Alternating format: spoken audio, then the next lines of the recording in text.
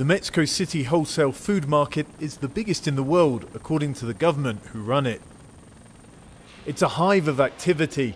30,000 metric tons of meat, fruit and veg move through here every year, which inevitably means a huge amount of wasted food, an estimated almost 800 tons daily. The government and civil organisations agree that's a problem, which is why NGO Food for Everyone is trying to make sure that excess gets to those who need it most. They've set up food banks just outside the market. Every morning we go to Mexico City wholesale market to get food, to get vegetables and fruit, because there's a lot of poverty in Mexico and there are a lot of people that need it from schools, communities. It's not just the mega market with a waste problem. A country where 27 million people suffer from hunger and bad diet throws a staggering amount of produce in the bin. More than a third of the food that Mexico produces currently goes to waste, and that's about 30 million kilos. But if just part of that food could get to those in need, then no one in Mexico will go hungry. Right now, Mexico rescues only 2% of wasted food.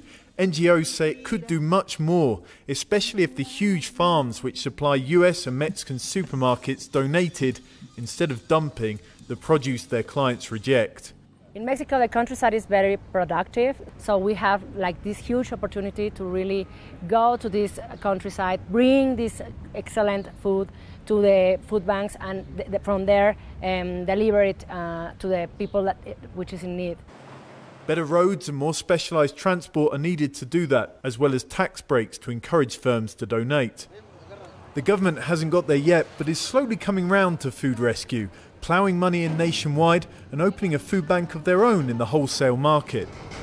Yes, definitely, the country is changing. We're seeing that vulnerable groups need support and their solidarity, headed up by the government and civil society. In practical terms, that means 3 square meals a day for these children in one of the schools benefiting from the Food for Everyone food banks. For a nation which has long struggled to feed itself, it seems a way forward.